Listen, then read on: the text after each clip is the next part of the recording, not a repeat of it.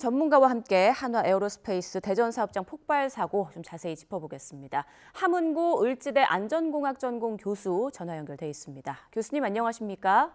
네, 안녕하십니까? 네, 참 안타까운 참사가 또 발생했는데 어제 폭발 사고의 원인은 뭐라고 지금 추정하고 계시나요?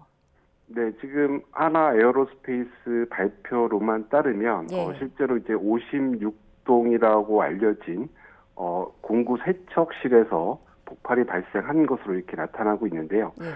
실제 폭발에는 일부 화약과 그리고 이제 공장 측에서 얘기하는 이런 여러 가지 공구 안에 있던 소위 말하는 이제 고체 연료의 찌꺼기 이런 것들이 알 수 없는 이런 점화원에 의해서 폭발을 일으킨 걸로 이렇게 보이는데요. 예. 그러니까 결국은 뭐 물이 닿아서 세척되기 전에 이런 잔존돼 있던 위험 물질들이 반응을 한 걸로 이렇게 보여집니다. 물이 닿기 전에 어떤 반응으로 폭발이 일어난 것 같다라는 말씀이신데 그 사고가 난 한화 에어로스페이스 대전 사업장은 어떤 곳입니까? 네, 그 발생한 그 하나 에어로스미스 공장 같은 경우에는 이제 항공, 방산, 그리고 이제 요즘 그 굉장히 이제 각광을 받고 있는 이제 K 방산의 핵심적인 그러니까 로켓이라든가 추진체 이런 이제 대형 엔진이라든가 이런 것들을 개발하는 핵심 시설이라고 할 수 있고요. 예. 말 그대로 이제 그 방산 업체, 그러니까 군용 시설이기 때문에 특히나 그 이 하나 에어로스미스 같은 경우는 에어로스페이스 같은 경우는 이제 보안 시설 중에서도 이제 가장 높은 등급인 가등급의 시설로 알려져 있습니다. 예, 국가 보안 시설이어서 불이 난 공장동 모습은 저희가 볼 수 없는 상황인데 그 현장 주변에서 폭발음이 여러 차례 들렸다. 그리고 한 번이 아니라 연쇄적으로 굉장히 큰 폭발음이 들렸다라는 목격담이 전해지더라고요. 이걸로 봤을 때 폭발 위력이 상당히 컸던 것 같은데요. 어떻게 보십니까? 네, 그렇습니다. 이 부분이 그 공장 측에서 설명하는 부분과 조금 이제 괴리가 됐다라고 보여지는데요. 예. 실제로 이제 뭐 화약 그 찌꺼기 정도로만 이 정도의 폭발력을 발휘할 수 있는가에 대한 의문이 좀 있고요. 실제로 그 고체 연료라든가 이런 부분들이 상당히 다수의 공구라고 하는 이런 뭐 설비라든가 배관 안에 남아있지 않았을까. 그래서 이 폭발음이 3번 정도 들렸다라고 하는 것은 이제 첫 번째 폭발이 일어나고 그 폭발에 의한 영향으로 이제 다른 공구들, 이런 그 인접해 있던 이런 공구들에서 연쇄적으로 폭발이 일어나는 것으로 이렇게 보여집니다. 예. 그리고 또 하나 궁금한 게 비교적 불길을 빨리 잡았더라고요. 그런데도 인명피해가 컸습니다. 사망자가 5명이나 발생했는데 그 이유는 뭐라고 보세요?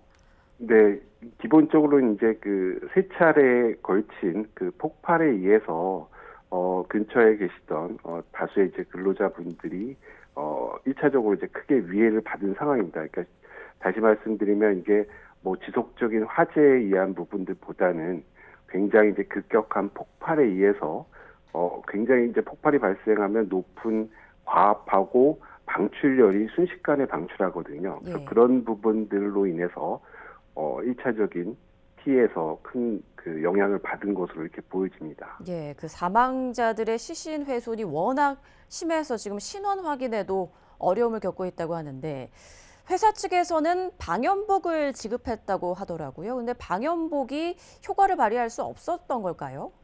네, 그렇습니다. 그 일반적으로 폭발이 발생하면 예. 그 화재 현상이라든가 뭐 이렇게 그런 그 일반적인 방염복 가지고 이 폭발의 위협을 견디기는 부족한 상황이고요. 지금 발생한 그 어떤 폭발력이라고 한다면 우리가 이제 뭐 TNT라든가 이렇게 화약이 폭발하면서에 나오는 위력 정도라고 볼 수가 있겠습니다. 예. 그 김영훈 노동부 장관이 현장을 방문했을 때 사진을 보면 어떤 건물인지 알아보기도 어려울 정도로 파손이 정말 심각하더라고요. 폭발 네. 당시 어떤 상황이 좀 펼쳐졌을 거라고 저희가 추정을 해볼 수 있을까요? 네, 지금 뭐 화면상 보시는 것처럼 예. 그 건물 형체를 알아볼 수 없을 만큼의 그 폭발 위력이었다라고 보여지고요. 실제로 이제 대부분의 이제 화약류라든가 이런 이제 위험한 공정시설 같은 경우에는 이 위쪽 부분을 이제 블로우 아웃이라고 해서 만약에 이제 폭발이 발생을 했을 때 말씀드린 여러 가지 압력파, 그러니까 과압과 방출열을 그러니까 상부 쪽으로 이렇게 분산하는 뽑아내는 이런 그 블로우 아웃 설비가 일반적으로 이제 그 설치가 되어져 있는데 예. 해당 사고가 발생한 건물 같은 경우에 이제 그러한 설비들이 부재한 걸로 이렇게 보여지고요. 그러니까 결국은 이제 폭발에 의해서 방출되는 에너지가 근로자들이 있는 전면부라든가 이런 쪽으로 급속하게 방출하는 이런 형태로 되어 있었다라는 점이 좀 다소 아쉬운 부분이라고 할 수가 있겠습니다. 네, 그리고 이 부분이 굉장히 중요한 점인데 지금 이번에 사고가 난 곳 2018년과 2019년에도 폭발 사고로 모두 8명이 숨졌습니다. 이번에 그러니까 세 번째 대형 폭발 사고가 발생한 건데요. 왜 자꾸 이런 일이 반복되는 건지 앞으로 좀 안전 관리를 어떻게 해야 한다고 보십니까?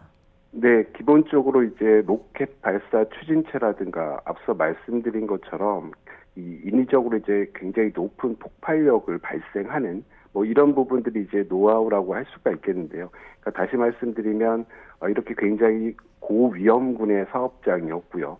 앞서 그 앵커께서 지적해 주신 것처럼 2018년도, 19년도 모두 이제 그 고체 연료를 다루는 과정에서 폭발이 발생을 했거든요. 예. 물론 이제 이번 경우에는 실질적인 고체 연료 주입이라든가 제어라든가 이런 부분은 아니었지만 지금 이제 결론적으로 말씀드리면 실제 이제 세척 공장이라든가 이런 반응을 하고 남아 있는 이런 찌꺼기라든가 이런 세척 과정에서도 굉장히 높은 위험성이 존재한다라는 부분이 증명이 된 거거든요. 예. 그래서 어떤 그 공장 전체의 어떤 공정상의 위험성을 좀 다시 한번 좀 체크를 할 필요성이 있겠고요. 예. 거기에 걸맞는 여러 가지 뭐 자동화라든가 안전 시설들이 좀 보완이 될 필요성이 있어 보입니다. 네, 사고 원인을 철저히 규명해서 다시는 이런 일이 반복되지 않도록 해야겠습니다. 자, 마지막으로 짧게 어제 충북 청주 SK 하이닉스 공장에서도 가스름 화재가 발생했는데 그 현장에서 불소 5ppm 가량이 검출됐다고 하더라고요. 이 정도면 위험한 수준인가요? 네, 5ppm 정도라고 한다면 우리가 이제 그 불소의 허용 기준이 0.1ppm 정도 되거든요. 거기에 그 수치를 좀 기준으로 한다라고 하면 약 50배 정도 높은 수치라고 할 수가 있겠는데요. 다행히 이제 실제로 그 가스룸 안에 있던 이 불소가 실제로 이제 근로자들이 생활하는 근무하는 공간으로 이제 확산이 되지는 않았던 것으로 보여집니다. 그래서 신속하게 이 불소라든가 이런 부분들이 이제 제거를 하고 근로자들이 좀 대피를 했기 때문에 예. 다행스럽지만 큰 피해가 발생하지 않았던 이런 사례라고 볼 수가 있겠습니다. 네, 요즘 AI 반도체 수요 증가로 생산량이 크게 늘고 있는데 안전에 조금 더 신경을 써야 할 것 같다라는 생각이 듭니다. 알겠습니다. 지금까지 함은고 을지대 안전공학전공 교수와 함께 화재 사고 소식들 짚어봤습니다. 교수님 말씀 고맙습니다. 네, 감사합니다.